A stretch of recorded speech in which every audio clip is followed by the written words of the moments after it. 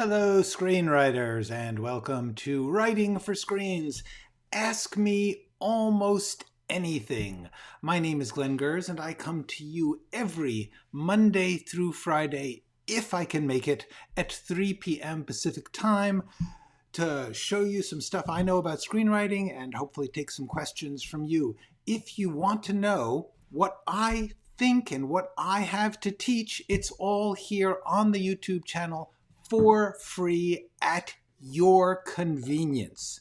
That's the most important thing. This live stream is a lovely thing that I do live, but all of the information that I have to offer is available as videos.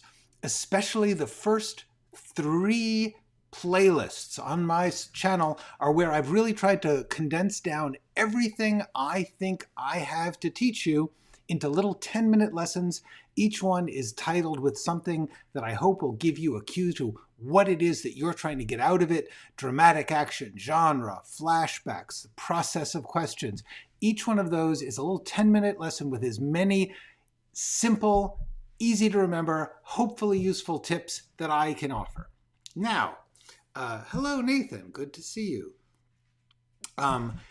Every once in a while, when I've got a big pile of questions sort of lingering, I will just do an hour of Ask Me Anything. We're going to start today with 2 big professional life questions. And what I want to do, hi Di, is sort of focus on those. If you guys who are here live want to add in other questions, please do. But I'm going to start with a question that actually just came to me just yesterday, which is essentially, can I just sell my script but not be involved in the production? A lot of people who are watching this do not live anywhere near Hollywood or the center of film production where they live. And so a lot of people are like, well, can't I just like write a script and sell it to them and they make it as best they can? And I want to talk about this idea because I think that a lot of people have it. A lot of people kind of hope that that's how they can work out the conflict between living their lives and being a professional, full-time professional writer. A gentleman named O'Casey asked me, what if I just want to sell a script? I don't necessarily want to be involved in the production, especially since I am very far away. How do I go about that? I look forward to your answer. Well, let's talk about the reality here. The truth is, professional screenwriting is a full-time job. In other words, anybody whose work you are seeing up there, almost without question, they are full-time working screenwriters who have put in often years of building their career towards that ability to have something put up on the screen. It's not an art in which you just make your thing and you sell your thing and you continue to go about your life. The making of screen work and the writing of screen work is a full-time collaborative task. They don't just buy a script and make it. One of the things that I tried to talk about with O'Casey is almost always when, in fact, I've never heard of this not happening, okay, never. When a production company or a studio or a network buys a script, they are expecting it to go through rewrites. There are always rewrites. There is no such thing, essentially, as a finished script. You are constantly rewriting it up until sometimes the last minute before it is released. They are constantly making changes, even in post-production. So therefore, the work of screenwriting is not just craft a perfect finished piece and let it go. It's collaborate with the people who are doing all the other jobs involved.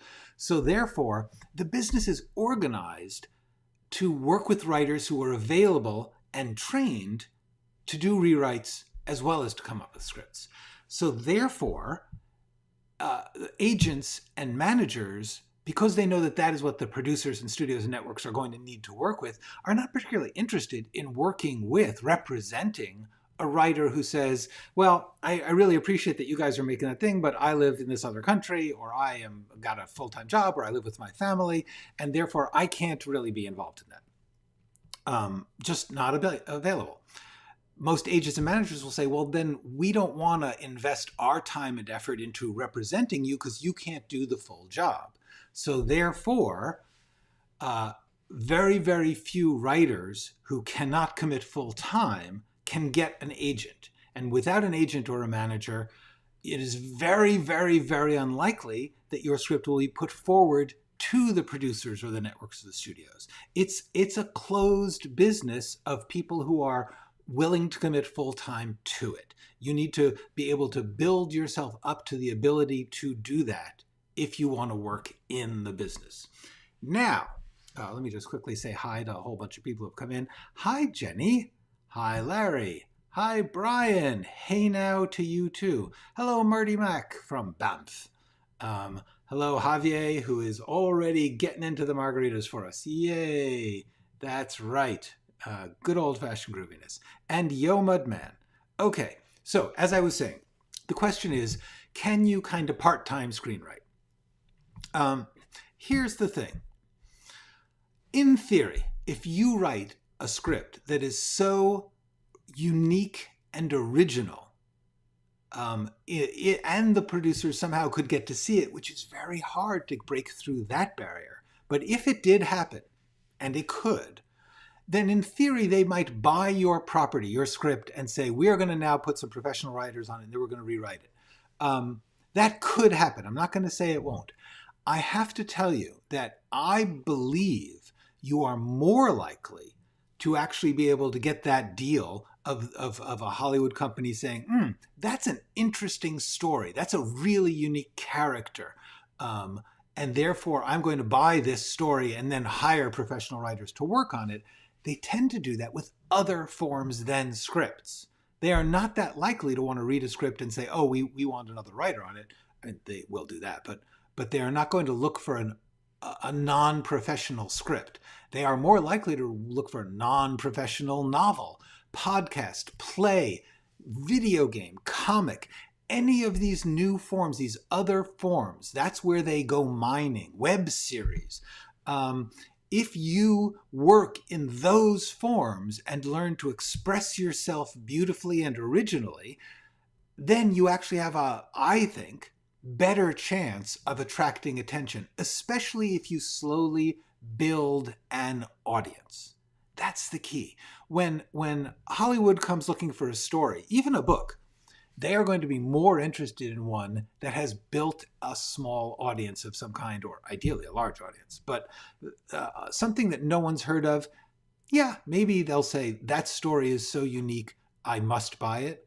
Mostly you're going to say, look at this. They've got 25,000 subscribers to their podcast, and it's about an interesting thing. Cool. It's proved that it's interesting to the audience. That's how they look at it.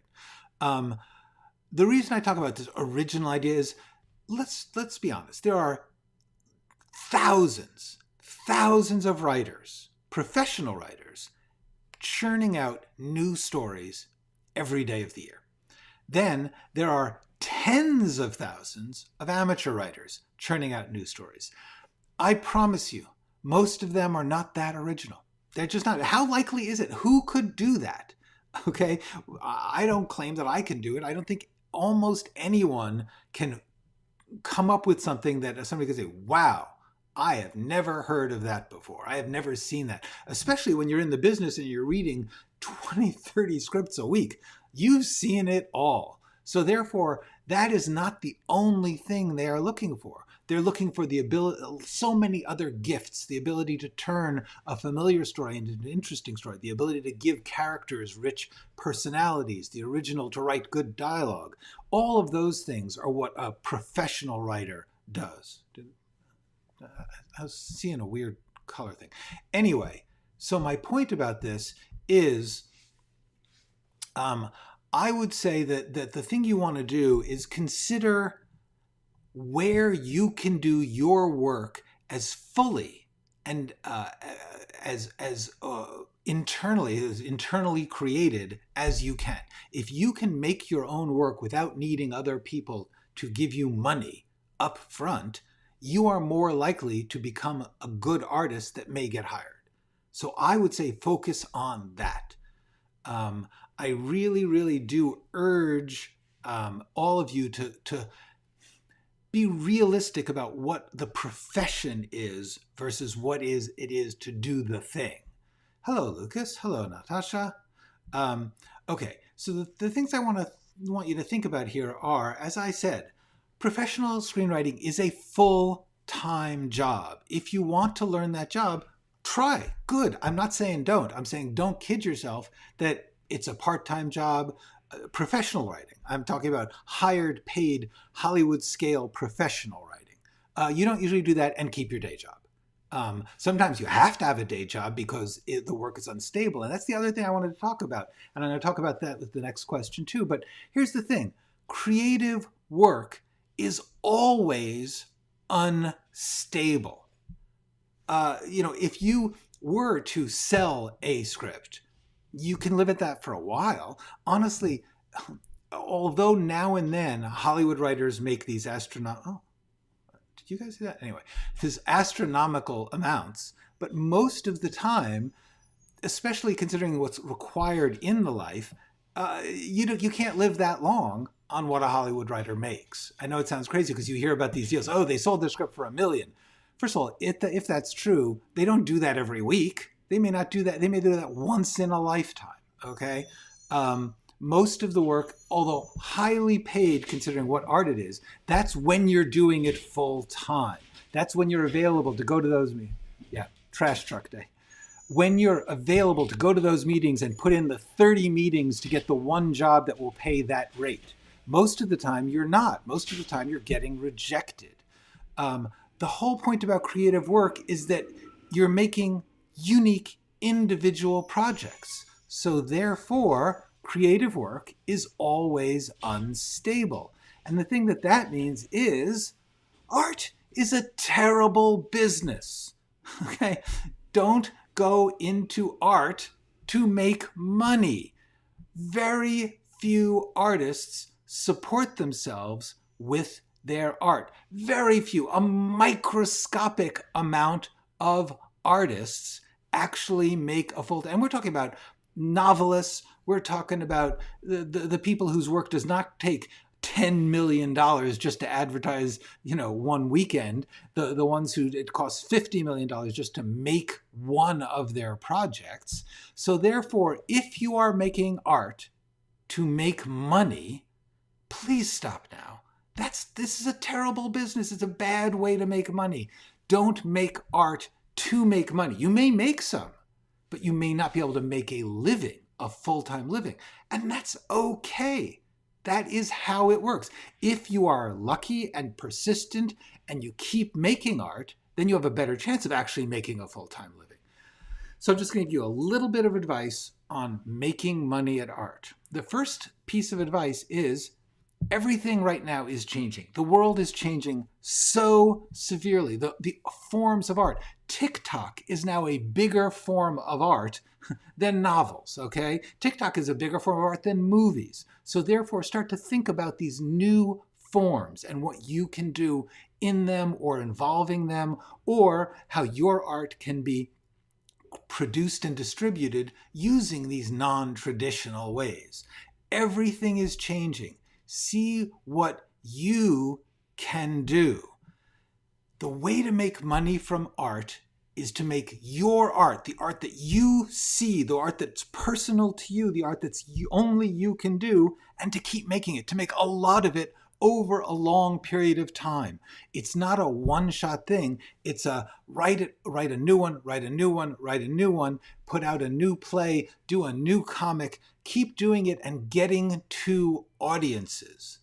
That is the best way you are likely to make some money. And if you make some money, then you can start to figure out how to make more money. That's it. The main thing about money is do what you can do as who you are, just you, whatever you can do as you with what you have right now. That is the best advice you are ever going to hear about art from anyone, anywhere. Okay. Hello, this is Kitschy. Yes, that's the thing about art. Not only is creative work unstable as a form of finance, but unstable people tend to do it. Yeah, good point. Matthew, I'm going to record a table read of my screenplay. Yes, once the dialogue is recorded, add incidental. And I think that's a fantastic idea. This is a great idea. Also, you might find yourself, if you like this form, starting to steer your writing towards it. I urge you guys to think about the fact that podcasts, or even like original scripts that are acted out and then illustrated and then made into videos. Who knows? There are so many forms that you can do. There's storyboarding software that can let you create sort of images, or even if you have a visual sense, maybe you'll do some kind of illustration-y stuff to go with your story. I don't know. I just know that there are so many ways to do it. And if you are trying to figure out, how can I get to be a professional full-time writer? That is a full-time career. And you can make a good run at it, and you could easily make it. I don't know you. I don't know what you can and can't do. But do respect. That's like saying, how can I be a heart surgeon? It takes a long time and a lot of skill and education and training and practice to get to where you can do that thing. Bodies, Bodies, Bodies has based on a story by credit when that story was a spec script, kind of a weird one. Yes, entirely possible. I am not saying, I believe that there are lots of different, endlessly different combinations of the ways that things come to be. What I'm saying is that even if you were to sell your script and it got made into Bodies, Bodies, Bodies, that doesn't make you a full-time professional writer. It might give you enough to live on for a whole year, but then you're still not a full-time professional writer. Full-time professional writer is a very specific thing. Oh, hi, Lucas. I will get to that in a second. I'm going to do my second part to this issue about being a full-time professional writer, which is Tavana, actually, the other day asked me, what's it like? What is that moment when you cross over and become a full-time professional writer? What was the moment like when you finally arrive? And I think that's a really interesting situation, because it's not what you think. And so I am going to tell you my story. Just be very, very aware that every single person's breaking in story is theirs. It can't be transferred. You might pick up some tips and tricks, as I said, always. Like I have heard and read hundreds, maybe thousands of breaking in stories. This guy, Jeff Goldsmith, who does a podcast called The Q&A. Let me see if Backstory online magazine, and the Q&A, the podcast with Jeff Goldsmith. With every single one of his Q&As, he asks them to tell their breaking in story. So you get a lot of those, and they're really interesting. But the main point about this is my story, first of all, took place 50 years ago. At that time, I'm just going to tell this story for what it's worth, because I do think there are a couple of lessons here. I started wanting to be a professional writer when I was around 11, 12 years old. And I lived in New York City, and at the time, that was the center of publishing in America at the time. There were a couple of magazines for how to be a professional writer. There was one called Writer's Digest. I remember I bought a copy of that magazine. And there was a thing called the Writer's Market, which there still is. It's a book which lists all the magazines, all the publishers, and advice on how to get published. I read as much as I could. There were a handful of books on how to be a professional writer. I was happy to write fiction. Didn't think screenplays was a smart thing when I was 13 years old, although I did like the idea of making movies. Anyway, so from age around 12 until around 22, so we're talking 10 years of me in high school and college struggling to figure out, how am I going to be a professional writer? And obviously the first thing is, what am I going to write? How am I going to write it? What do I think is good? And doing as much as I could in the position I was, which really brings me back to do what you can as who you are with what you have right now. What I had was a silent movie camera, which I made silent movies, and then I had a school, a high school, where they did plays. So I said, I better do plays. So I wrote plays and acted in plays and did that. And so for many, many years, I worked in the theater because that's what I could do, while I also tried to write other things. When I got out of college, I wrote my first screenplay because I felt like screenwriting was where the money was. And I did actually, with that first script, get an agent. Because it was New York, there weren't that many people writing scripts at the time. I was introduced to a literary agent through someone I knew who knew someone who said, oh, I know an agent. I showed them my script and they said, this is pretty good. So I got an agent. It was then still 10 years of writing scripts, struggling literally every day while I worked as an office temp to break through. During that time, first of all, getting the agent felt like, oh my God, I have broken through. Didn't get any money from that.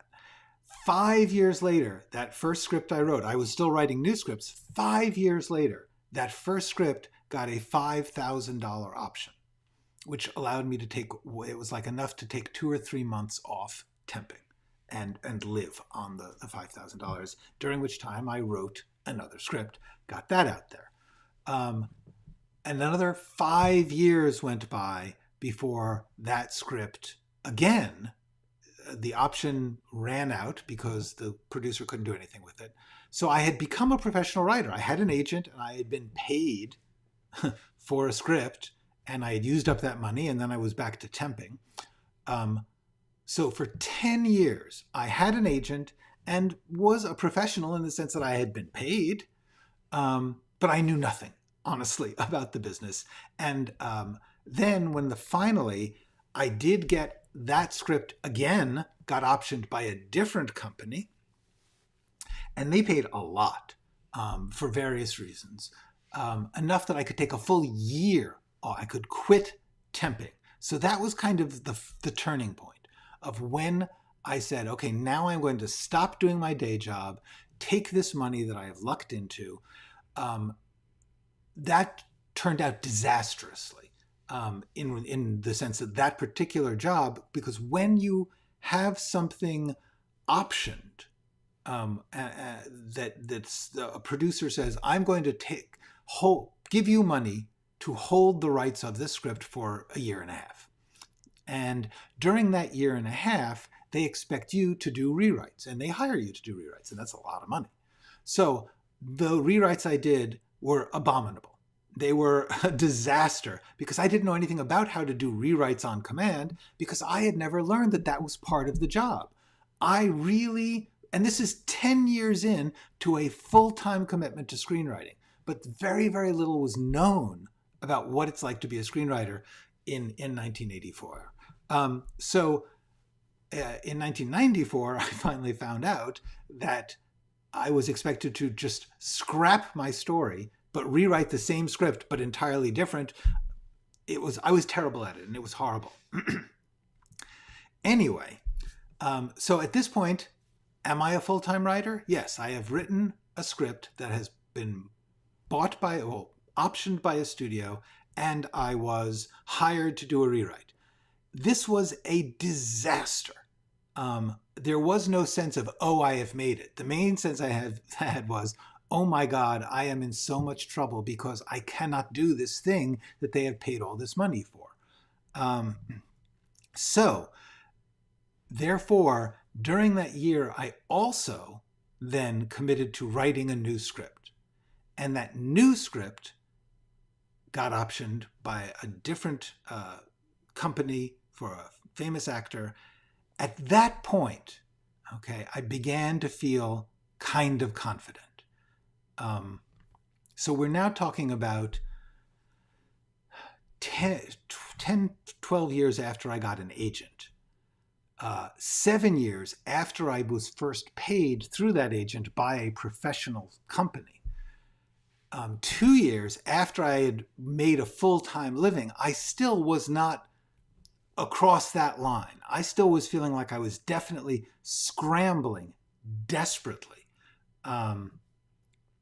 Now, one of the things that happened then, and by the way, I'm just going to take a minute here because you guys are having a big discussion about stuff, so I want to just catch up on what it is. It'll be more like a radio play than a podcast. Excellent. That is a great idea. I strongly urge a lot of you to do this, to try and do radio play, podcast drama, narrative podcasts.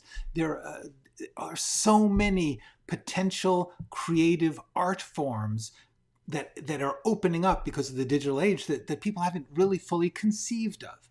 This is your opportunity. Really, really look at it. Natasha has news.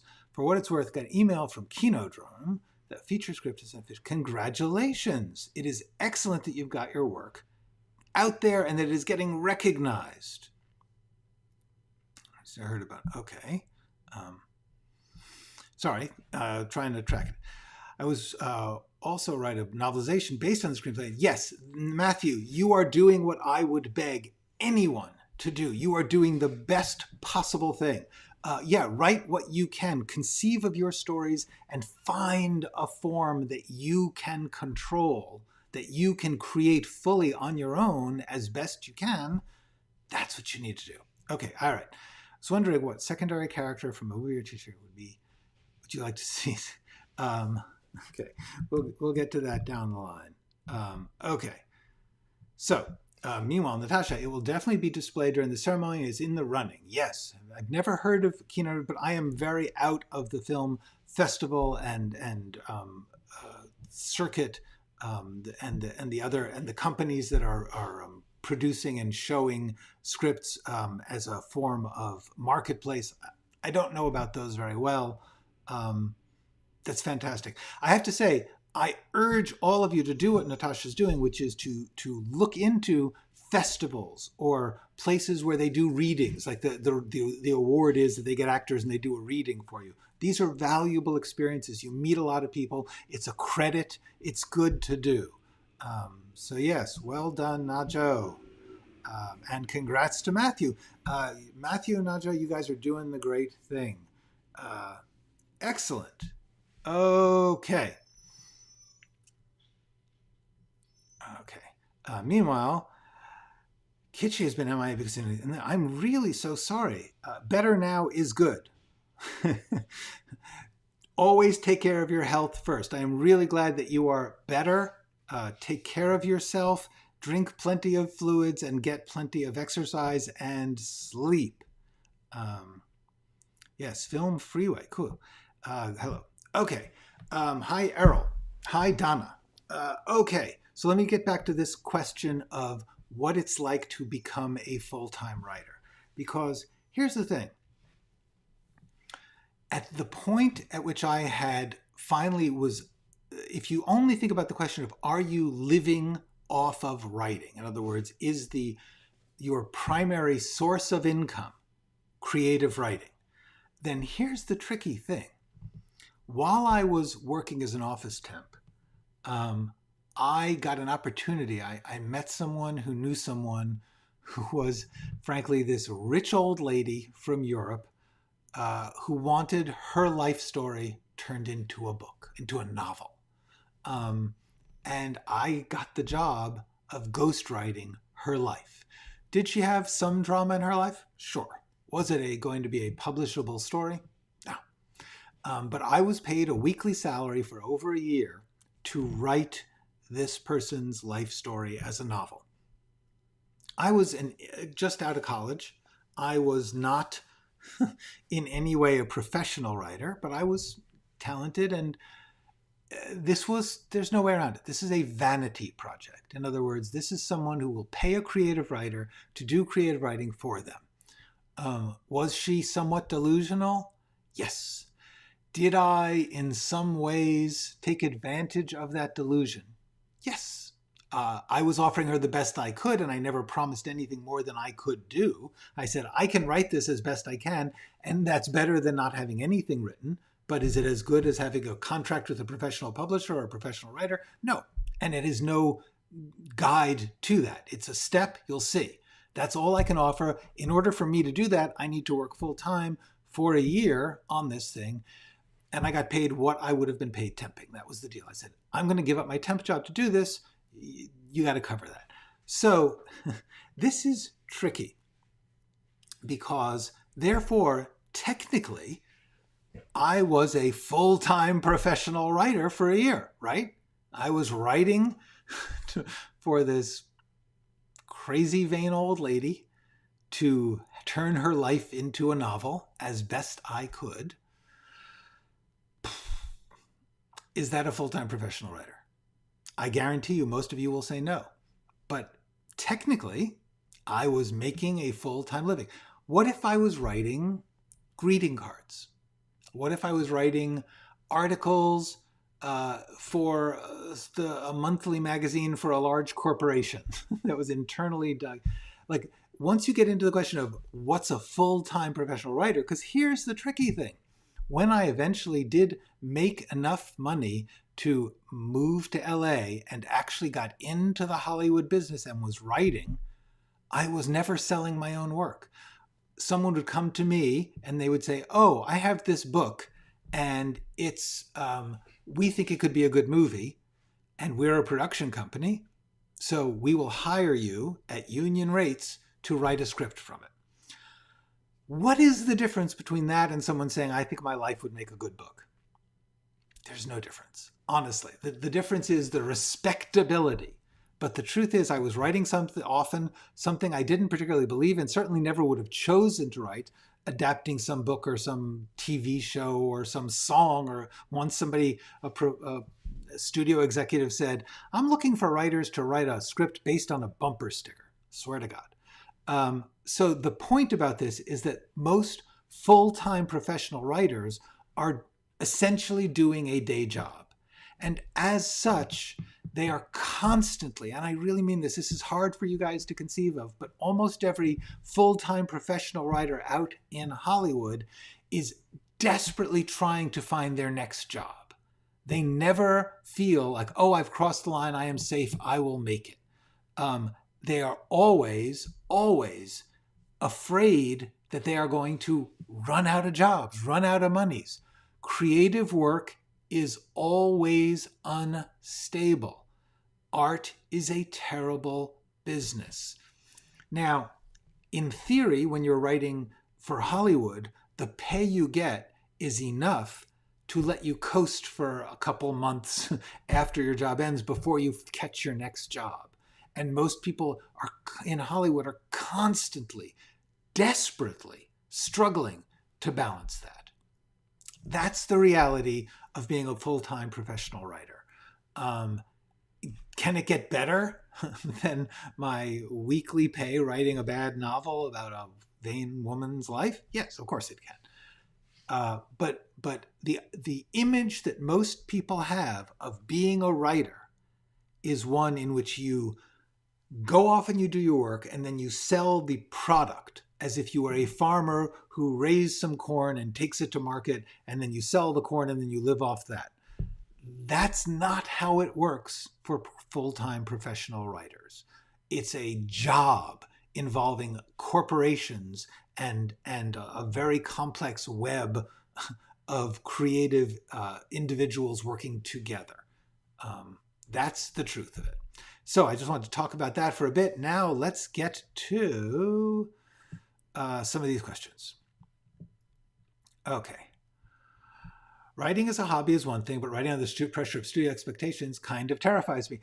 Brian, it should. It's terrifying. All I can say is the thing you want to do, and this is, I learned this the hard way, but what I discovered when I ended up in way over my head is at the time that you start to be a professional writer, you have to not worry about writing at all. You have to be so good at writing that you can not even think about that part as you handle all the other things that are going to come at you, all the notes, all the people who are pushing you around, and they are there. Everyone is pushing everyone around in the business, and the deadlines and the pressure and the changes.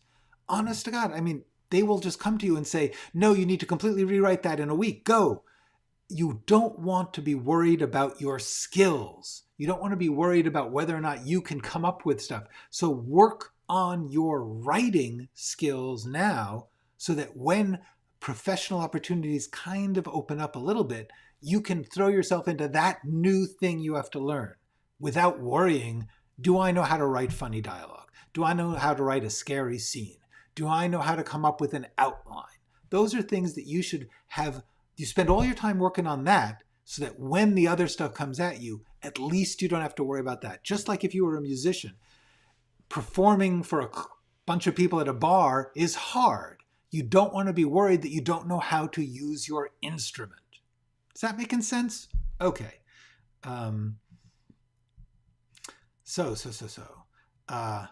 Hunter asks, can you use Final Draft to write a novel? Yes, I believe they do have a format in which you can write a novel. You should check, but I do believe they do. I don't believe it is the greatest software for that because I don't know how well it does handling large files. And a script file is relatively small. Scripts are short. Novel files tend to be large, a lot of words. So therefore, I would say look into other. I personally... first of all, you can always use your basic word processing for a novel. You can use Google Documents or Pages or Word. They will do it. And then there is Scrivener, which is I use. It's nice. It's hard to learn. It is not free, but it's pretty good.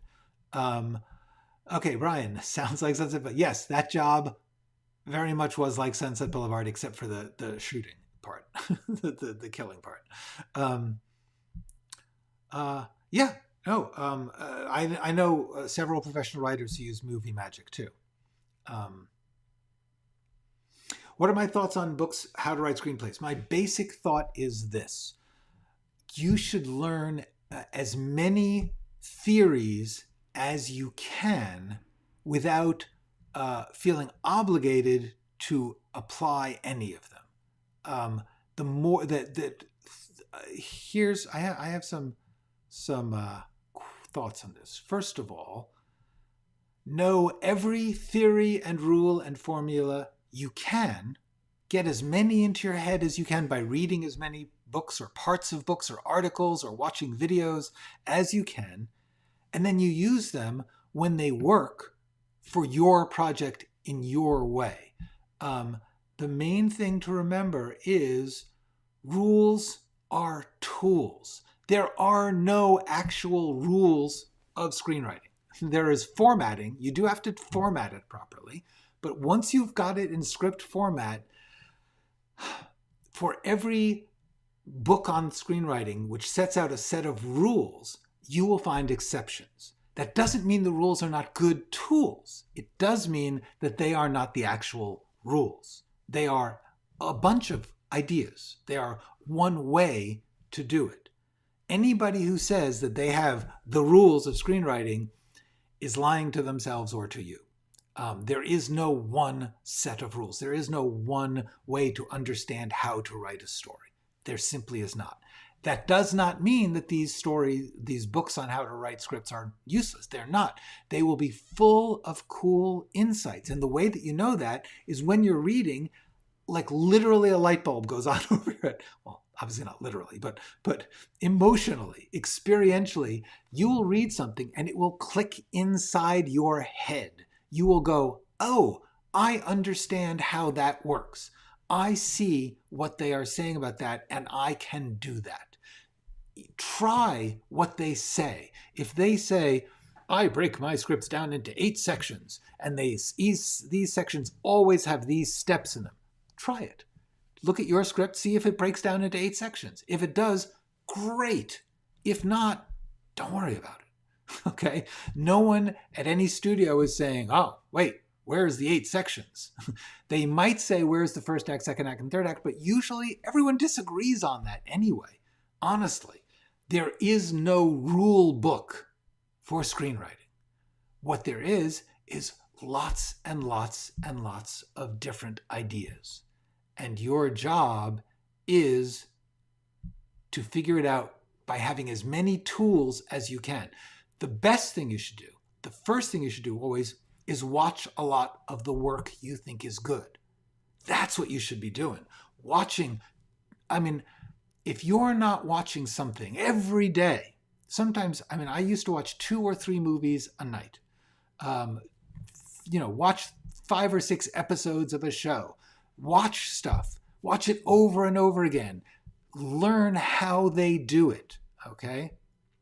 There is no path. You have to make it up yourself. You have to make a path that goes from where you are to the next step that you can do.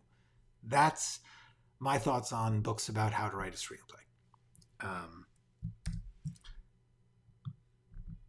Okay, so yes, bumper sticker. That was a good story. I'm interested.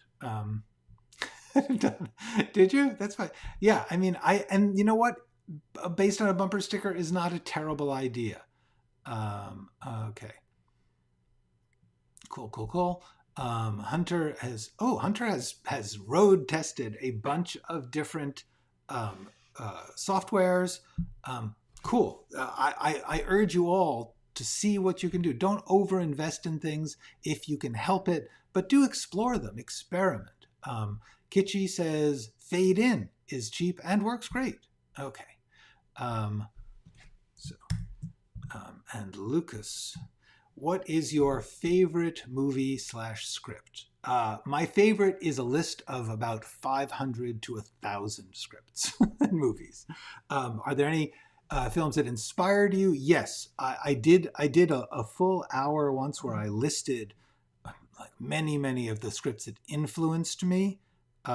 So I will put the description, the link to that episode in the description. Influences link. Okay. So yes, that one I have answered in another episode, so I will talk about that. Yes, lots of chatter. We're all unwinding here. Tavana, I'm so sorry you missed. Go back and watch this some other time. I talked about the question you asked me about what it's like to break in and that moment when you realize you're fully a professional. So I talked about that for a while earlier today, but the basic answer is, I believe especially in screenwriting, but really in the arts altogether, you don't ever have a moment when you feel you're safely on the other side. Almost everyone I have ever met who is on the other side of professional, who has actually been paid, they are constantly trying to not fall back over the line. They are constantly trying to find the next job, the next thing that will get them paid for the next section of work, because creative work only happens in little hunks. And you never know if you're going to get another one. And I remember working with an Academy Award, a legend of the business, as he watched his projects fall apart. Okay, this is a man who had won many Academy Awards and was a great writer. And yet his projects, after a while, after you've had, your career for a while, things can still fall apart. The people in charge of the business can still change. Look, somebody just lost Batgirl. They actually made the movie and then the studio pulled it. And I have a feeling they'll eventually release it. But the point is, there is no assurance in the business that you will have another job tomorrow. That's the truth of it. Yes, it's great if you can build up a little, savings account from some nice work, and that's a great feeling. And I'm not going to pretend it's not. But you almost never get the feeling, I'm safe. Never. It's weird to watch people who are doing what you thought was the safe business and watch how afraid they are. But they are terrified. Okay. Okay, so you guys, in the chat, for those of you who want, read the chat. There's all this advice flowing around about screenwriting software and contests. Speaking of which, I don't have that. There's a really good episode of the Screenwriting Life podcast. Okay, the Screenwriting Life podcast is a really good podcast about what it's like to try and work in the business, Now, I'm going to add to this. There is an episode of the Screenwriting Life podcast. Hang on a second. Let me make this bigger. There's an episode with Lisanne Sartor. I do not know the link to this, but I listened to it. Lisanne runs a foundation called Cinestory that offers a contest, and the winners get mentored by people like me. Anyway, Lisanne did an episode of the Screenwriting Life podcast where she talks about contests, about which contests do what, about which writers' retreats or writers' support systems. There's all sorts of the difference between types of contests or types of internships or artists. I can't remember all the words. That there's various names for things where like they'll let you go and live there for a month and you can just write. Anyway, she details how those work, how you apply for them. It's really, really, really good. So I urge you to look at that. I don't have the link offhand, but I will try and find it later and put it on here. Okay. Okay. Yes. The G.I. Joe movie and Howdy's. I watch to learn. That's exactly what you should do. You need to watch things to learn. Watch things you like, love. Watch things you hate. Watch things that you think, this is a piece of garbage that's made a fortune. How does it work? What about it can I... Like, I often will watch a movie that I think is pretty poor, and yet I will say, well, what in this can I steal from? What can I learn? What can I see? Now, it could be things like, oh, well, don't do that. But more often, I'm like, look how they did that. Look how they got that scene to move so fast. Or look how they figured out that transition. Whatever it is, you can find things to learn from everything you're watching. Yes, indeed.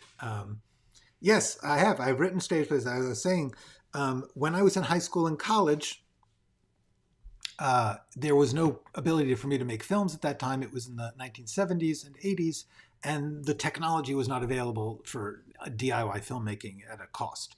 So therefore, I said I'd better switch to another art form I love, because I had seen plays, and I could do plays, because you didn't need the technology. You just needed a room as an empty space and some chairs, and you can do a play.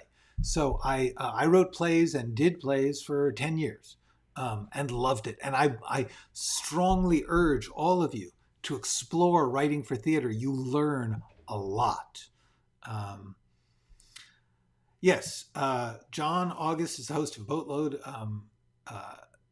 Yes, John August is the host of. He's got a podcast himself, which is marvelous. Anyway,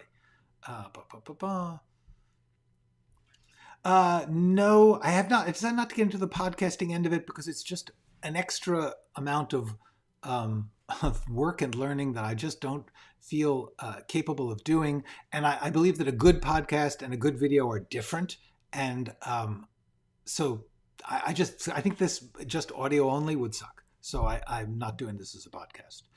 Hello, Kevin. Only contest I've heard of is the Who's Who in Literature School back in whole school. Cool. Who's Who in Literature School. Thank you, Kevin. Yes. Yes. Screenwriting Life podcast. Highly, highly recommend it.